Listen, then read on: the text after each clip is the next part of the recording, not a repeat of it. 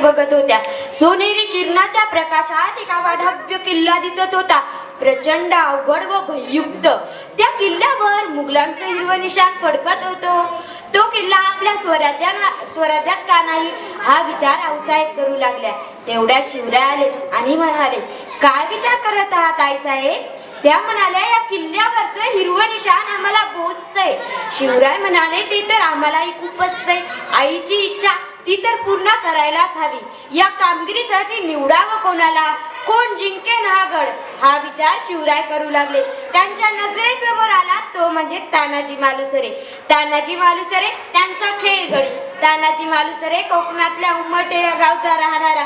तानाजी मालुसरे अंगपिंडाने भरदार होता. छाती तर एखाद्या बुर्जासारखी बिलिंद होती. त्यावेळी खरं म्हणजे तानाजी मालुसरे आपल्या मुलाच्या रायबाच्या लग्नाचं निमंत्रण द्यायला शेलार मामा संगे आला होता. शिवराय म्हणाले, आम्ही लग्नाला येऊ शकणार नाहीत, कारण आम्ही जातीने कोंढाण्यावर जाणार आहोत. तानाजी ताटकन उठला आणि म्हणाला, महाराज, आम्ही जिवंत असताना अशा जीवावरच्या कामाला तुम्हाला जायची काय गरज? ते काही नाही. आधी लग्न कोंढाण्याचं, मग माझ्या रायबाचं. शिवरायांसाठी स्वराज्यासाठी आपल्या मुलाचं लग्नही बाजूला ठेवलं. शिवरायांचं स्वराज्याचं काम पहिले हा त्यांचा बाणा. शिवरायांचा आशीर्वाद घेऊन तानाजी व सूर्याजी या कामगिरीसाठी निघाले.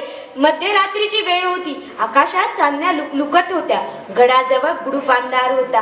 पाऊल न वाजवता दपकत दपकत तानाजी आणि त्यांचे मावळे गडाखालच्या दरीत जमा झाले. गडाखाली खोल दरी होती. गडावर कडक पहारा होता.